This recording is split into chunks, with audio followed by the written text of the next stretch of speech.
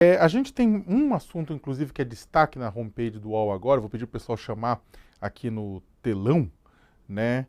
Que é o STF derruba vínculo de motorista de aplicativo e dá recado à Justiça do Trabalho, matéria do Paulo Roberto Neto. A primeira turma do Supremo Tribunal Federal derrubou hoje uma decisão do Tribunal Regional do Trabalho de Minas Gerais que reconheceu o vínculo trabalhista entre o motorista de aplicativo e a Cabify. O que aconteceu? A decisão está reforçando uma posição de uma ala da corte contrária às ações que questionam a chamada uberização do trabalho. Ministros discutiram uma reclamação da Cabify contra o TRT mineiro.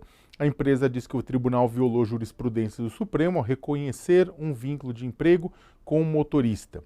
O ministro Alexandre de Moraes já havia suspendido o vínculo em maio, levou o caso à primeira turma para reforçar a posição. Para ele, o motorista tem um esquema de trabalho semelhante ao de um autônomo por ter liberdade de escolher seu horário e seu tempo de trabalho. Também afirmou que a Constituição permite formas de trabalho diversas da CLT, entendimento já afirmado no Supremo. Teve acompanhar o voto dele Carmen Lúcia, Luiz Fux, Cristiano Zanin, né?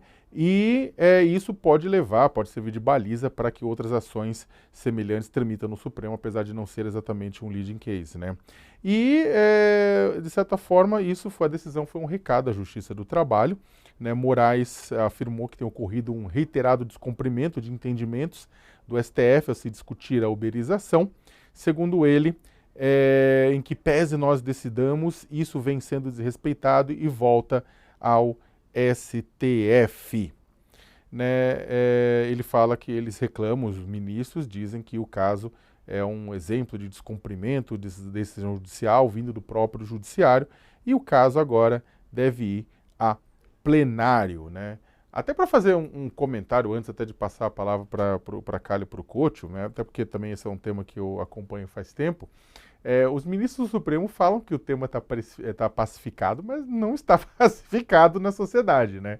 Tanto é que, neste exato momento, há uma mesa de negociação, né, essa mesa de negociação envolve trabalhadores de aplicativos, né, motoristas, entregadores, entre outros tantos trabalhadores de aplicativos, envolve empregadores das plataformas desses aplicativos, envolve o governo através do Ministério do Trabalho. Eles estão desde o começo do ano discutindo um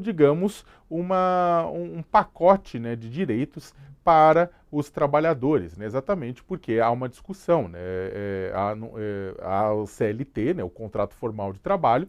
Há pessoas que defendem que os trabalhadores de aplicativos poderiam se colocar como trabalhadores CLT, há outros que dizem que os trabalhadores são autônomos completamente, são empreendedores, aquela coisa, e há o que deve, né, prevalecer, muito provavelmente está se construindo um caminho do meio em que as empresas recolham INSS, Previdência Social dos trabalhadores que prestarem serviço para elas, né, seria equivalente a um contrato por hora, né, de trabalho, né, e que paguem também um valor mínimo, estabelecimento de valores mínimos de acordo com a natureza do serviço.